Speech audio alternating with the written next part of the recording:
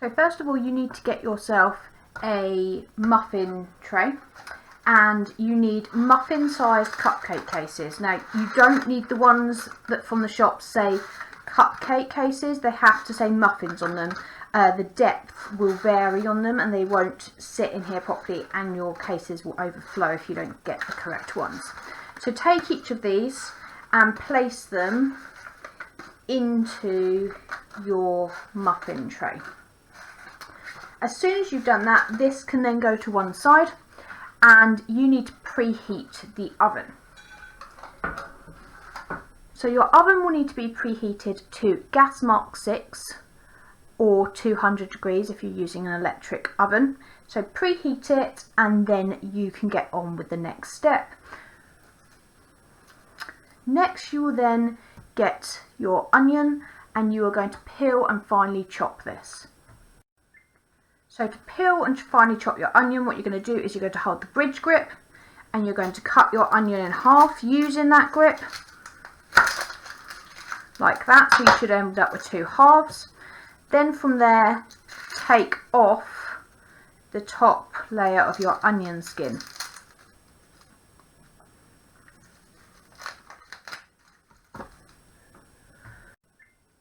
Try not to mix up your onion skin that needs to go in the bin with your actual onion. If you're bringing in a red onion, what will differ slightly is the change in colour. So a red onion will have a purpley coloured skin on it, and when you come to peel it, you just peel it until you get to the shiny layer, so the actual bit inside doesn't end up changing colour because it's that red colour. What you will then do is take this, pop it in the bin, and then we will start cutting this into finer pieces. So you will want to take the end off of this onion, so use the claw grip like that, and that will also be rubbish. And then what you're going to do is you're going to cut here using the bridge grip, but you're not going to cut the whole way down. You're going to stop about here so you don't actually go the whole way through the root. So bridge grip along here, fairly even slices, try and get it fairly accurate.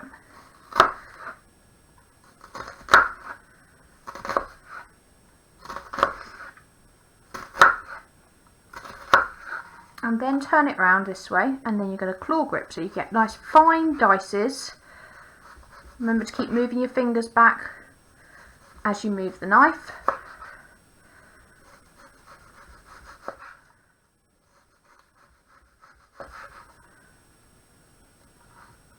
Just move that bit of onion skin out of the way.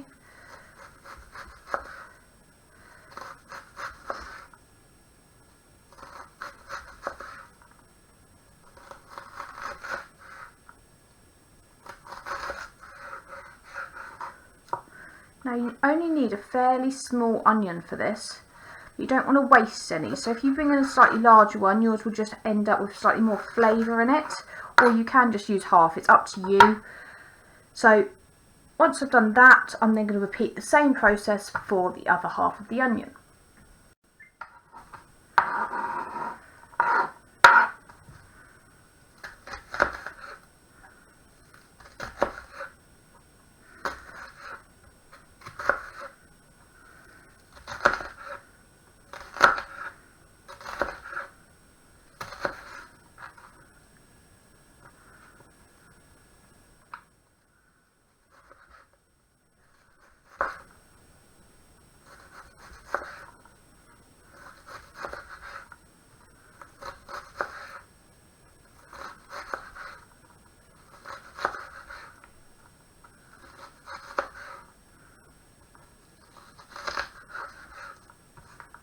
Roughly like that.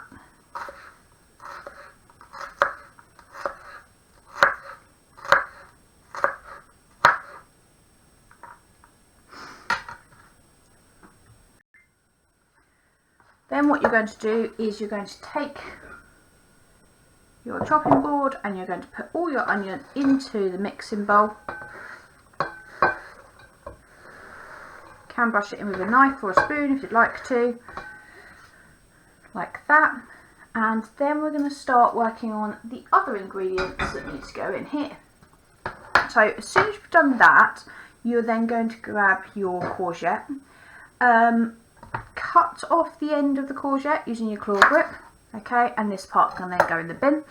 And what you're going to do is grab your grater, and you're just going to use this part of the grater to grate your courgette into fine pieces.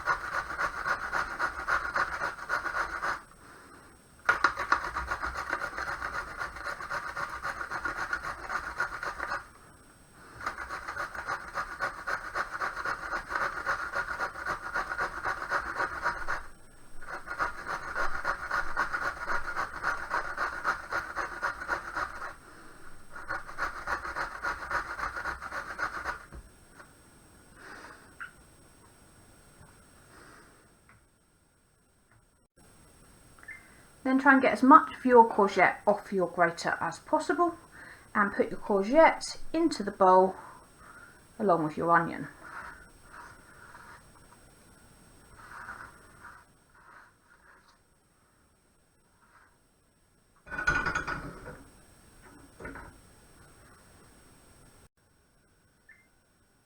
So in my bowl at the moment there is the onion and the courgette, and then I'm going to start adding the grated cheese in.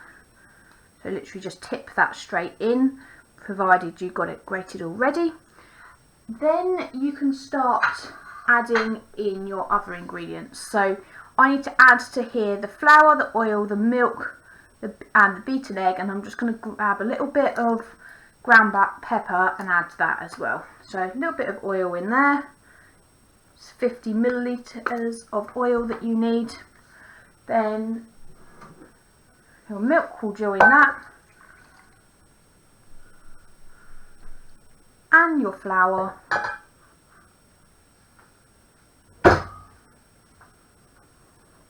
literally add it all on in.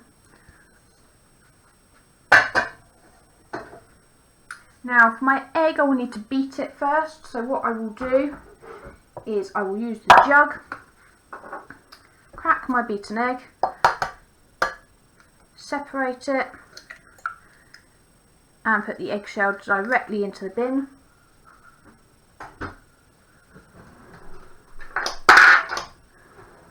Grab a fork and beat that. Should take you about 10 seconds, no longer. And then you should be able to add that in there.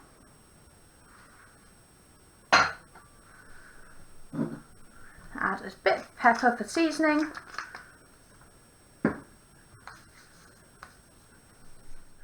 And then you can start mixing this together to form a batter.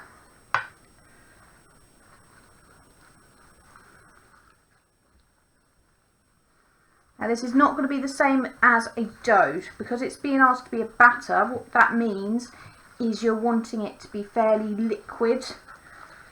So it should still be runny. It shouldn't be the same as if you were doing, say, scones or bread or anything like that. It should be quite a lot more moisture to it. It should be a little bit freer in terms of how it moves, but you do need to make sure that everything's all combined together.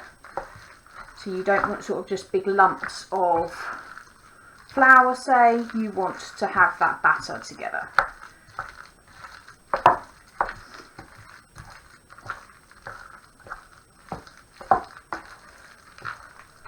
So no longer than about a minute for mixing this, and then we can start spooning it into our muffin cases.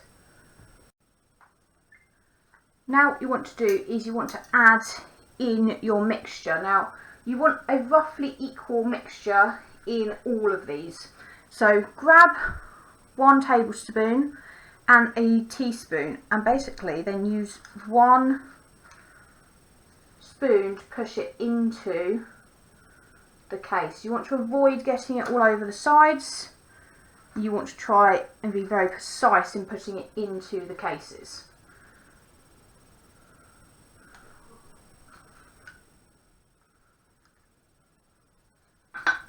So just repeat this process until they are all in the case. If you've got all of them full and you still have spare mixture, just add a roughly equal amount to each one. So at the moment I'm only adding 1 spoonful to each one, and if I've got spare I will then add it afterwards.